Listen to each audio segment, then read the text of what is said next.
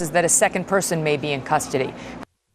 Now we're getting more reports, unconfirmed as of this hour, Rick, but we're getting more reports now from other sources that a second person may be in custody. Have the police said anything about whether they believe that piece of the investigation is still open?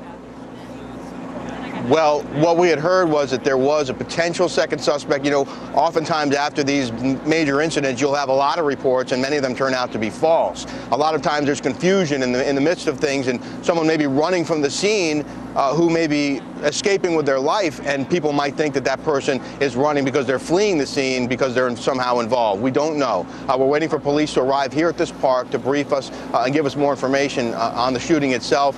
We've been told that there is no active investigation, no active search for a second shooter. That could mean that they have already captured a second person if someone was involved, but we haven't been able to confirm that yet, Megan. I want to tell our viewers that President Obama was notified of the shooting this morning at 10:30 a.m. Eastern Time, that the FBI will be supporting local law enforcement on scene there. He was asked for his reaction. Jay Carney said, I don't want to relay that until we know more about what's happened. But obviously the president, as a father, feels enormous sympathy for the families and wants to do everything we can to support the state and local law enforcement during this very tragic event. He was also, Jay Carney specifically asked about whether assault weapons ban, whether that remains a commitment of the president. And the answer was yes, it does remain a commitment of his, but today is not a day to engage in the usual Washington policy debates. Go ahead, Rick. We just got this source is Reuters, that an entire classroom of students is unaccounted for after this shooting. We were told that a kindergarten class might have been the scene of much of the gunfire. And if this is correct, then what that suggests is that an entire kindergarten class may have been gunned down in this horrible incident. Rick Leventhal, stand by. See if we can get some more information, and we'll come back to you in a moment. The reporting seems to be coming together now from multiple sources now. 26 dead, including 18 children. An entire kindergarten class unaccounted for. A man wearing full camo, a black combat gear, and a military-style vest went into, we believe, a kindergarten classroom and opened fire with a Glock and a semi-automatic 9mm handgun. They said 100 shots were fired. That is the information as of this hour, but we have not yet confirmed any of this directly with the police, and that an entire kindergarten class is unaccounted for right now. Bill Daley is a former FBI investigator and senior VP and practice leader of Control Risks Security Consulting. Your thoughts on what we've heard so far? Well, Megan, it is so much to absorb on several different levels, but from a law enforcement standpoint, what they're going through right now has to be horrific. I mean, these are people who are parents themselves, they're uncles, they're related to people perhaps even in the community. And to go to one of these scenes is very emotional for them as they carry out their duties. But one of the things we're hearing now is that there's potentially a second person. We don't know whether the person was actually complicit in carrying out this act or perhaps in some way provided some type of aiding and abetting of this individual who went into the school. Of course, we always go after why, the big why question. And I'm sure that will come out. But right now, it is a crime scene, apparently, that has now been put under control with the devastation that this person's left behind. But it will be up to the police to really put together what happened here, as well as what we're hearing maybe even at the perpetrator's home, which sounds like it could even be in New Jersey. What led this person to commit this act? You know, on the first blush, you say it sounds very personal. It sounds very specific. Why this school at that time? What is the connection? And there isn't even some suggestions, I think Rick mentioned, that perhaps it may have been a father or some relative. But, you know, we know in these cases, it's all confirmed. We know there's a lot of information that floats around at this time between numbers and what happened. But I think the key thing here is that as they go through it, they want to make sure that they've secured the site. If there's a second person, get after who that person is. If there's another scene, such as apartment, and like we saw in Aurora, Colorado, you have to be concerned about that apartment, that location has not also become another crime scene. So there are a number of facets to this investigation, which is now going on as we speak. I have a lot more I want to get to you, Bill, including the crime scene as we believe it's in place right now. I want to stand you by, though, because on the phone with us now we have Brenda Lubinsky, who is the mother of a student at Sandy Brook Elementary. Brenda, thank you so much for being here with us. How old is your child, and is he or she with you? My daughter's 8, and she's in the next room, Sophia. Thank God. How did you hear the news this morning? We received a town-wide call from the school board that there had been a shooting and that all schools were on lockdown, but they didn't say where the shooting was. So, because we had an incident like this happen before, but there was a shooting near a school. It had nothing to do with the school. And then I received an AP text alert on my phone that there was a school shooting on Dickinson, and that's where my daughter's school is. So I immediately went to the school. There were hundreds of parents there. I talked to some parents I knew, and they said that there were children being carried out all bloody. They didn't know if they were dead. So I was in total panic, numb, until I saw my daughter coming with her teacher, Miss Martin, coming from the school to the firehouse, which is next to the school. And I grabbed her, and it is the happiest moment of my entire life. The happiest moment. But I now am being aware of the amount of children that were killed. And I'm devastated. Did you have the opportunity to see the other parents at the firehouse waiting? I saw other parents. I saw teachers. I talked to them. I said, what happened? Another mom that I knew, she said she was actually in the school. And I said, are your girls all right? She has 3 girls. She says, they're fine, but a masked gunman came in and just started firing, and that the principal is dead. I said, the principal is dead. This is a young, vivacious woman who loved her job. She was the best principal, okay? And then it's just hard to believe in this small little town. You don't expect it anywhere. It's terrible when it happens anywhere. But in Sandy Hook, okay, if you see our quaint little downtown, okay, typical Americana, for this to happen here, it's terrible. How is your daughter? I mean, she's 8 years old. How do you help her understand what's happened? She's right here. She's okay. She's in shock. They didn't know what was happening until they got into the firehouse, and lots of kids were crying, and they realized what was going on. But I still don't know my friends' children, if they're okay. You know, I tried to call some people, and they're not answering their phones. So. What is the average class size, would you say, in this elementary school? Probably 16, 17. So when you hear... It's a lot of students, but it's a small community school. I mean, when you hear 18 children have died and an entire kindergarten classroom is unaccounted for, would that make sense to you in terms of the numbers? Absolutely. Yep. Absolutely. I mean, you know a lot of people in this school. You know the mothers. You know how it is when you have a child in school. You see the other mothers and the fathers as you drop your kids off and you pick them up, and the community revolves around the school, especially elementary schools to a large extent. Right. I mean, how do you function? How do you function? How do you go on from here? Well, personally, I feel guilty even talking to you and to the other news outlets, because I feel I should respect the family, because I still don't know who was killed. I don't know if they're friends of mine or friends of my daughter's. So, I really, I just, it's hard. I feel terrible, especially around Christmas time. It's devastating. That's the thing. I mean, we're in the middle of Hanukkah. We are 11 days from Christmas. Right. Exactly. And now, you know, it appears we're waiting for the official police news conference, but it appears that 26 people are dead, including 18 children. Had there been any reports of trouble, any parent making trouble, anyone that, you know, how sometimes in a small community people are concerned about one guy who turns out to be a problem? Stuff. No, not at all. Nothing. And that's, in the school, you have to buzz yourself in. You know what I mean? You have to buzz, and then the secretaries can see you, and they buzz you in. So I don't know if this is somebody they recognized, you know, and let him in, and then he covered his head, because I don't think they would let somebody in who was masked already. Mm-hmm. Do you know what I mean? Yeah, that's a good point. Brenda, I thank you so much, and I am so happy for you that your little girl is okay. All the best to you and your family. Thank you, Megan. Thank you. Bye. Again, I just want to bring you the latest. We are getting some new reports now. We are hearing the press conference may be delayed just a bit. Obviously, they were supposed to start it at 1, and then we were told within the hour. So we believe at some point soon we will be hearing from law enforcement, and we will, of course, bring that to you. I want to get right to Trace Gallagher, who's got an update now live from our breaking news desk. Trace? And remember, we told you, Megan, about that purple van. We don't know if this is connected, but now CBS News is reporting that a second shooter has been taken into custody. The report was earlier we had a second shooter has now been taken into custody. This is per CBS. NBC News has also just reported this. We are working to confirm. We mentioned earlier that police SWAT teams had surrounded a purple van in Danbury, which is just a few miles away from Sandy Hook, Sandy Hook. And now we're being told that, in fact, there is a second gunman in custody.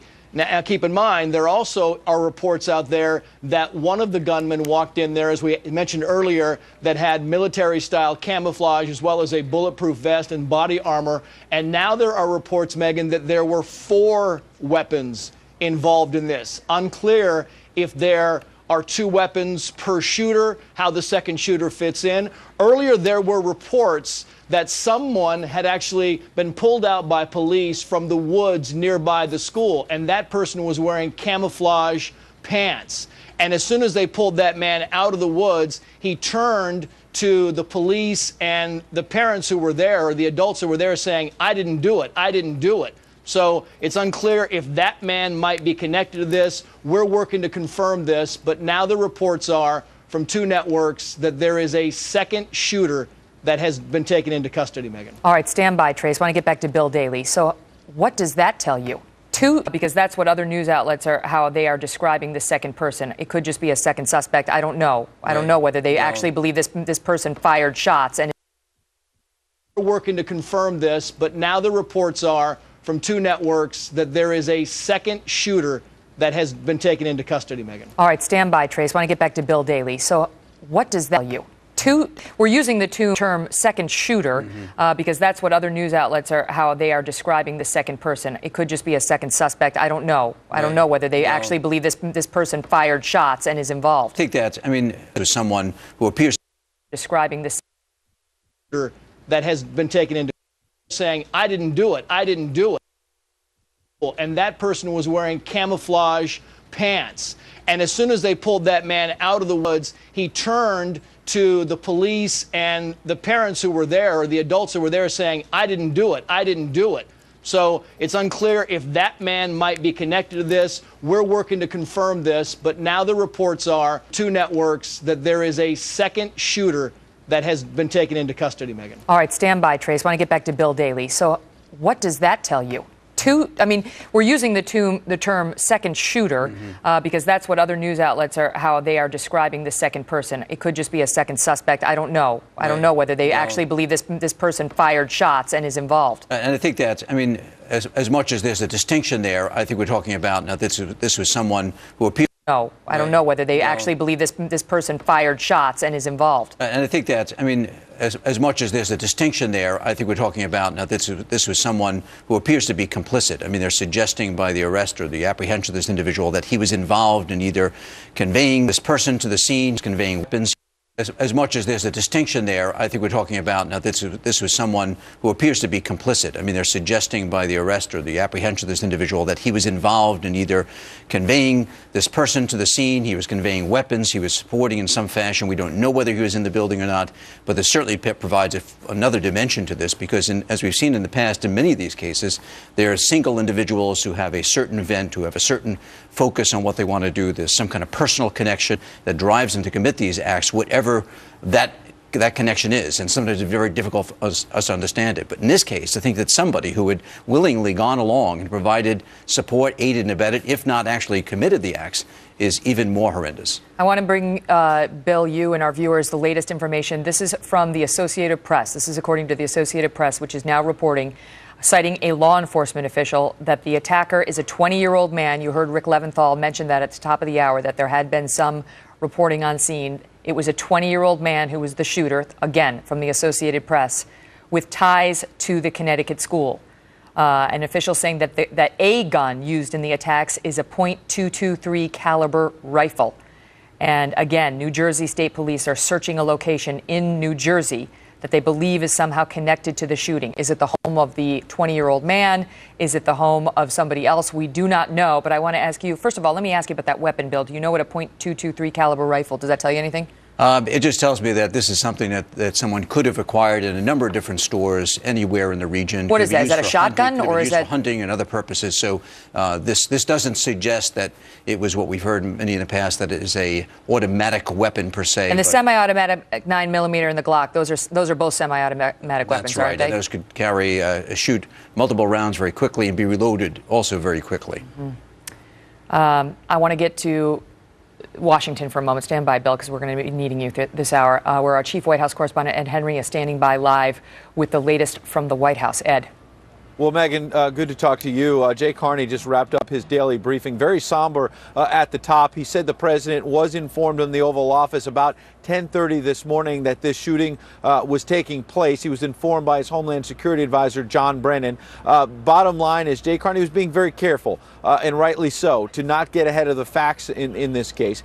He did say that the federal government, through the FBI, was working with state and local law enforcement officials to deal with the early stages of this investigation. He didn't want to confirm anything in terms of numbers or how this shooting played out. He also did not want to get into exactly how the president personally reacted to this, but clearly he noted the president's a father himself and realizes the depths of this tragedy. By the way, Megan, he added the president is very likely to come out some point this afternoon and address this tragedy, Megan. And is it possible we will hear from the president himself directly today? Yes, that's what Jay indicated, is that it's very likely. I think having been through this, unfortunately, before, where there's been tragedies like this, I've seen presidents, whether President Bush, President Obama, wait a little bit longer to make sure we get all the facts, figure out just how deep this tragedy is. Once they've got a better handle on all of that, Jay Carney indicated that later this afternoon, he said it was very likely we would see the president come out and address this, Megan. And here's Jay Carney moments ago. Stand by. At approximately 10:30 this morning, in the Oval Office, the president was notified by his Homeland Security advisor, John Brennan, of the shooting in Newtown, Connecticut, at a school. The president is receiving regular updates as more information becomes available about this incident. As the day proceeds, if we get more information, and as we get more information, we'll certainly provide it to you. All right, Ed Henry, we'll get back to you as news warrants from Washington. I want to tell you now that Fox News has independently confirmed that the shooter is a 20-year-old man. A 20-year-old man. We do not know whether he had a child in that school. We're told it was K through 4. Kindergarten usually is around 5 years old.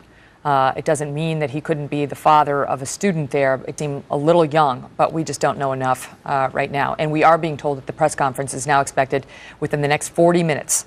Within the next 40 minutes, we will get the first briefing we've had from the people who actually know what happened, as at least better than anybody other than the victims at this hour. Joining me now, an important guest to this broadcast, and that's Dr. Keith Abloh, who's a psychiatrist and a member of our Fox News Medical A team. He joins me via Skype, and we took you via Skype, Doc, because we really need to hear from you today. I think everybody out there is feeling disconcerted, sad, scared, wondering if this is the society we live in, feeling for those parents and those little children. Can you help put it in any sort of perspective for us?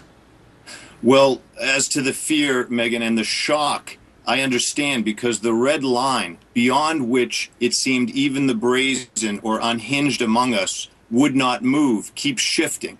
This now kindergartners, perhaps a classroom of them, they're unaccounted for, perhaps gone. And so this kind of shock registers with people in yet another way, because it seems like the unthinkable keeps moving into the sphere of our reality. I think people have to reach out to their kids. They have to tell them this is still, in terms of the probability of it visiting them, extraordinarily rare. And yet they should also tell them that these things don't come out of boogeymen, that these are sick, depraved people, and that there are ways that they can be identified sooner, and that we're going to work to find those ways. And then we should work to rebuild our mental health care system, because I'll tell you, in the end, there will be things that this person said to folks. There will be things that people shake their heads at and say, man, how did they not act on that? But we're really not prepared to act on that, because our system in the mental health care arena is so full of holes, so fragmented, so fragile, so underfunded. And so I think this should be a wake-up call to rebuild that. And then we should let kids help other kids. We should give them something to do with their grief and their fear, to reach out to these other families and these other kids and do something to try to reassure them and show them they care. To channel their feelings and try to empower them in some way. Yes. You talk about the red lines, and that's well put. Even though you know there's depravity and there's evil in this society, you like to believe that there are lines that just don't get crossed. And yet, is there reason to believe that? I mean, a sociopath has no empathy, there's no feeling at all for their victims. And so the real question to you is, why have there not been more things like this in the past, and what is making them seem to come out now? Well, you know, you and I have spoken about this before, both on and off the air, and I fear that our level of empathy, just as a culture, as a society, is being diminished by things like reality TV and like Facebook that seem to take people to a kind of fictional realm. I guess you could add gaming to that, computer games, such that I think now people feel less for one another. They can think of them almost as third parties or entertainment figures or animated creatures. And for the people among us who are vulnerable to acts of violence, who are violently ill, if you will, that means that they can consider others even less than ever before. So if in general our capacity to resonate with each other's feelings is being reduced, as I believe it is, then the outliers are that much less able to feel anything, and that red line will keep shifting. And sadly, precedent is a terrible thing for people who are inclined toward violence, because what it does is it moves the bar. And so once you've had one shooting in a kindergarten, and I hate to even say it, and yet as a scientist I know it, there can be others. And yet people have to remember what you said at the top, which is very true, and that is statistically the odds of something like this happening to your child or your family are infinitesimal. I mean, think of the number of students who go to school every day and have for decades in this country, and the number of times such a tragedy as this has unfolded. I do want to ask you if there's any way of moving forward for these families. Everyone here is feeling for these families, for the families of all 26 dead. That's the number now, 26 dead, we're being told, 27 total if you count the gunmen, 18 of whom are children. I know you say give the children something to do, try to turn it around, but you know, to the mothers and the fathers and the brothers and the sisters of those 18 children, I mean, I just don't know how you would wake up tomorrow and have your breakfast and function in this world. Well, that's the best thing, by the way, Megan, that you could tell them. And that's what I would tell them in this office. I cannot fathom the depth of your grief. I give you credit for your courage. I think that somewhere out of your incredible wound could come extraordinary sensitivity such that you would be an incredible gift to other people in life. And yet I hesitate to even ask that of you, knowing now how much you're suffering. And yet I know that that's possible for you. But I don't pretend to know everything you're feeling, and I invite you to tell me. Please tell me, because silence is the enemy of healing here. You know, sadly, they will have 17 other families of children to comfort them.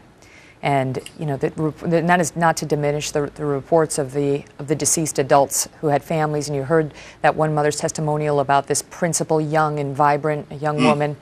And so often, sometimes the adults and the victims get overlooked in a situation where there are mass casualties with children. But each loss is profound. And, you know, the odds are those dead adults had families too. Please don't go away, Doc, because we need you. We need you, this show. And there's a lot of information that's going to be coming out as well as we hear from the police for the first time. I want to stand you by. We still got Bill Daly here. I want to get live, though, to Trace Gallagher, who's at the Breaking News Desk. He's got some more information now on a new news development in terms of a home that is being searched near the shooting scene. Trace? And it kind of goes hand in hand with the news we brought earlier, Megan. This is important because we had talked about a second person being questioned in this, and there were some networks calling him a shooter or a suspect, and we don't know either of those. We do know, in fact, that we have confirmed that a second person is being questioned. We do not yet know if that person has been taken into custody or arrested, but certainly has been questioned. And there are reports that it was, in fact, the man who we said earlier was walked out of the wooded area by that school and was wearing camouflage pants and then turned to a parent and said, "I didn't do it." That is the person who apparently now is being questioned. No word if he's a suspect or simply a person of interest. On top of that, as you said, there is now a home reportedly being searched in Newtown, and that home being searched, authorities say, is connected to this shooting in some capacity. Again, we talked about a purple van being surrounded earlier by authorities. We have not heard anything else about that van. We are getting a little bit more information, Megan, about the chain of events, about apparently what happened is the shooter went into the principal's office first because when the shooting happened, the morning announcements were underway, and apparently the rest of the school could hear the violence and the shooting over the school intercom. And as you said, as far as class size, we have confirmed there are 2 kindergarten classes at Sandy Hook Elementary School. Both of those classes have 17 students each in there. We now know that 18 children have been killed. The numbers apparently are very much in sync, and an entire kindergarten class remains unaccounted for. Megan.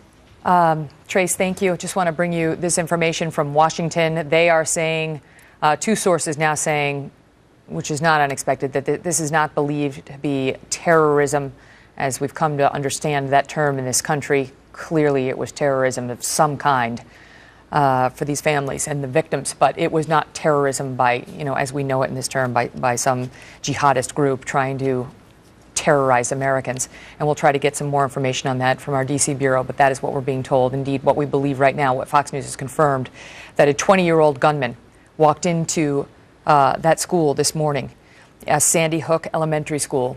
And initial reports had said he went first into the administration office, and then there had been other reports that he went directly to a kindergarten. What we now believe, as we await the official word from police, is that he walked into a kindergarten classroom and took out any place between 2 and 4 weapons, at least 2 of which were semi-automatic weapons, was wearing all black, was wearing combat gear, had a military-style vest on, and started shooting.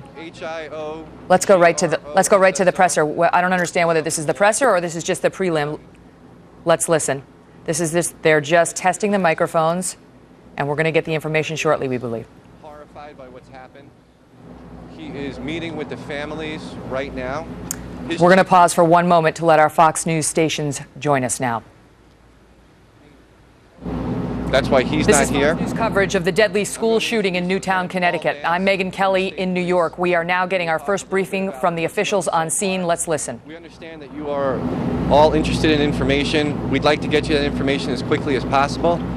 But the governor's chief concern is making sure that the families have information as quickly as possible. And that's where he is now. This is Lieutenant Paul Vance from the State Police.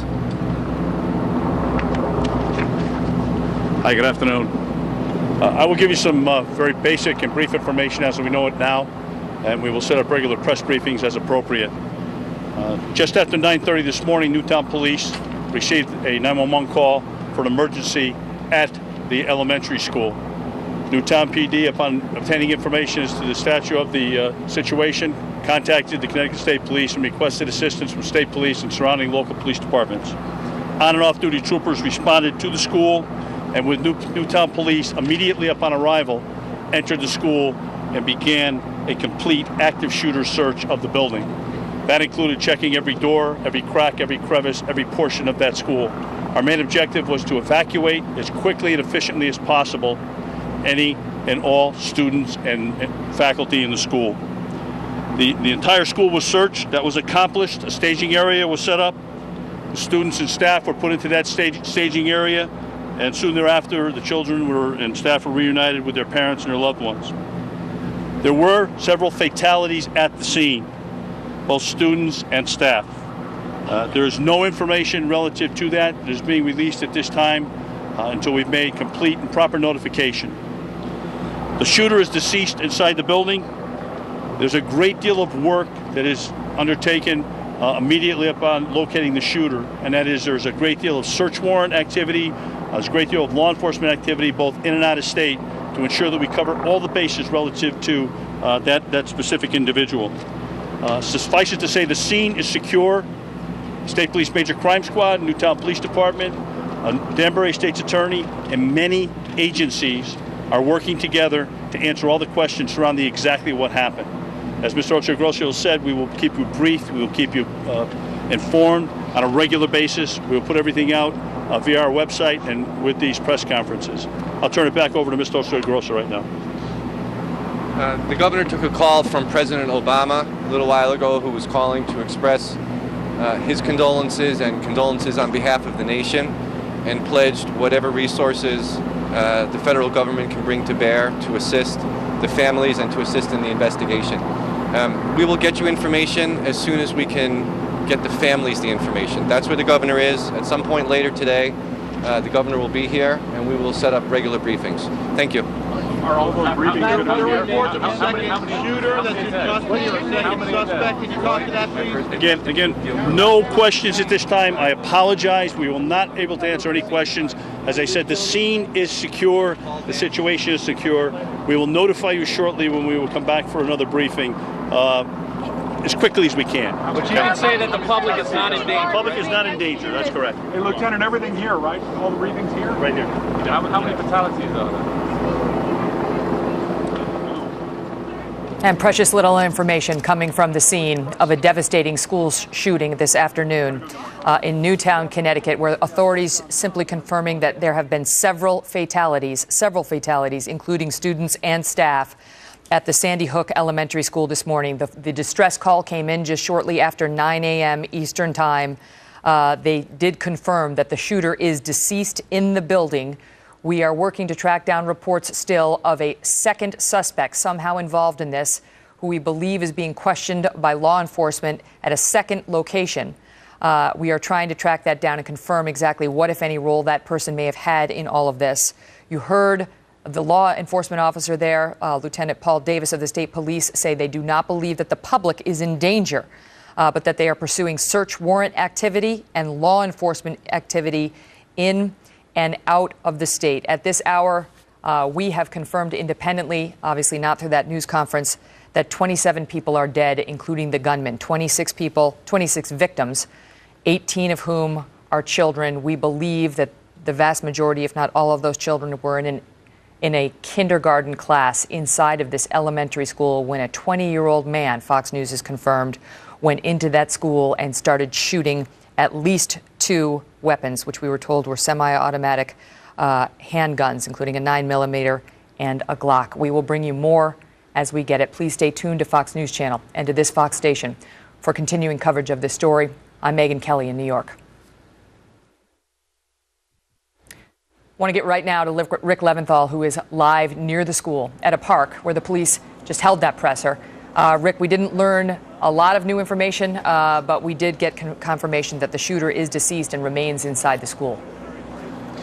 And the other key point there, the public not in danger. They wouldn't address. I asked about a second possible suspect in custody. You heard the state police would not confirm that. We are being told by other sources that a person is being questioned by authorities here in Connecticut, but that we're told not to say the person has been arrested or even taken into custody yet. It could be someone who they were concerned might be connected somehow and may not be. But as you heard the police say, there are a number of law enforcement activities taking place right now, including search warrants being served on homes. We're told one of those homes may be in Connecticut, another may be in New Jersey, and we're also told that the shooter has tentatively been identified as a 20-year-old male.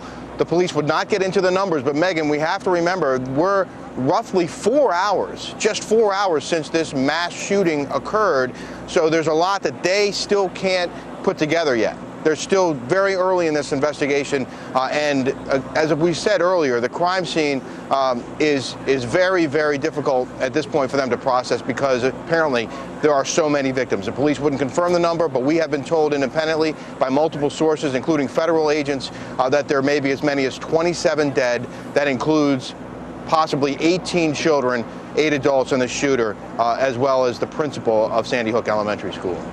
Rick, thank you. We'll get back to you momentarily. That would make this one of the worst school shootings in U.S. history. There were 32 dead at Virginia Tech. Now we're being told the number is 26 victims, plus the shooter makes 27 at the Sandy Hook Elementary School in connection with this case. Those are preliminary numbers as we continue to await official confirmation from those who are on the scene. You can understand why they don't want to give too many details, as I'm sure there are a lot of families going through a lot right now, trying to figure out whether their child is among the dead. Bill Daley's back with me. Bill, what did you hear as a law enforcement officer, former FBI guy? And they said that the FBI is now assisting the local law enforcement with this per the White House. What did you pick up on during that conference? Well, a couple of things. First of all, as much as we all like to hear more information from police at times like this with details, I think they were very prudent. The way they approached this is not to be too much ahead of the curve, is to be very conservative, notify the next of kin, understand what really is happening before they say anything. So I think from their standpoint, they did well. From our standpoint, we're still wondering what else is going on. But I can tell you, from a law enforcement perspective, you know, it is quite inspiring the fact that within a few hours is that they move very quickly. They move very quickly in a number of different fronts. They probably are getting subpoenas. The FBI is assisting local law enforcement in perhaps even going through across state lines, which is the FBI's jurisdiction, in trying to get more information about this individual or, as what may be suggested, another individual that they're still questioning. One interesting note I pulled out of this, the comments by the lieutenant who was speaking, and it may not mean that it is certainly, you know, a fact, but he didn't say when they went in to search the school that they confronted the gunman. So, it starts to suggest that the gunman was already deceased when they entered the school, as he went through his walkthrough of what they did room by room and gathering the children, gathering the staff, and taking them to a safe area to then get them out of the school. So I don't know whether that tells us something about either the gunman having taken his own life, but the sad case about this, as I hear more about it, is that this gunman went into the school and had free reign. There was no one there to stop him. We don't appear to be any security people until the police arrived. They had some security systems in place that perhaps may have been gotten around, or perhaps they even may have known this person when he first showed up without the mask over his face. We don't know. But he was in there for a period of time, left on his own with automatic weapons and children and staff. And 5-year-olds. That is the most horrific thing of all. I mean, I know you're not a psychiatrist, Bill, but you've been in law enforcement a long time. And how do you start to understand how somebody puts on a military-style vest, dresses in combat gear, takes at least 2 semi-automatic handguns, and goes in there and starts executing 5-year-olds? You know, emotively, you say you just would, you can't connect with this. You have to almost, as law enforcement, take a step back. They're processing the scene with all of these children who apparently have been deceased. But how do you understand it, Bill? How do you understand that? I mean, have you seen something like that? I mean, is it just a sociopath is a sociopath and someone who could take a life? That's who they are. I mean, in your history, how do you understand that kind of evil? The thing is that you can't. You say there is good and evil, and people have chosen evil. There's evil in this world. This is evil incarnate. There's evil out there, and that's why the good people and the people who stand up for what's right and the people who stand up for supporting each other, for looking out after each other, are the ones who are good and fight that evil. That evil is always there, and that's why we have law enforcement, that's why we have teachers, we have other people out there in the front trying to identify that evil before it hurts our children. Sometimes that evil net doesn't catch everyone, and it isn't as solid as we'd like it to be. But we know that as a result of this, people need to go off and be doing good things and continue to be doing good things to help each other and help society, because otherwise the evil will take over. Stand by, Bill. Joining us now by phone is Beth Nemo. She lost her child, her daughter, Rachel, in the Columbine shooting. Her son survived. Beth, thank you very much for being here. We need your perspective as well today. Your thoughts as we wonder what these parents are going through. Well, my first reaction, Megan, was I'm extremely angry. So angry that a man would kill babies. I mean, these are babies. As far as the parents they're not going to know what hit them for a long, long time. I think with the Columbine shooting, of course, my son Craig survived, but Rachel didn't. And it was like there were times when it was very real, and other times it was surreal, and you didn't really know that it happened in your mind. You kind of block out the pain of that and the anguish of that. And I know for at least a year, possibly more, there were times when I just was going through the motions of having lost Rachel, and also having to deal with a very emotionally crippled young man because two of his friends died right beside him, and he witnessed all of the violence, and then only to discover that his sister was the first one that was killed. So my heart's racing. My heart's racing, and I just I feel like these parents, they're just going to hurt so bad for so long, and there's not much you can do to console them for losing a little child like this. And it makes me very angry. It makes me extremely angry. I mean, in the same way that your daughter and your son were totally defenseless, these children were totally defenseless. I mean, yes. The most defenseless you could find, really, on this earth. Little 5-year-old sitting in a classroom just trying to learn. And one presumes that their teacher is also dead, but we don't know that. I shouldn't presume that. But we are told that there are 26 innocent victims in all of this, including the 18 children. Beth, is there any, I mean, did you find happiness again? You know what? We did. But it came much, much later. But there does come a day when you don't cry all day long. There does come a day when the severe pain and loss isn't so evident, and it's not so penetrating. It's not just right in your face. But it takes such a long, long time to get to that point. I do want to offer hope, but right now these parents can't imagine hope. All they understand is the trauma and the loss. And even though people are so kind to say, you know, things will get better, the truth is that's not a reality to them at this point in time.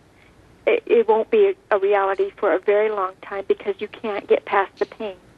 And it does, but it took years to get there. There came a day when I laughed again, and talking about Rachel, I could talk about her without bursting into tears or have a flood of emotions come up. And we found some good things to do.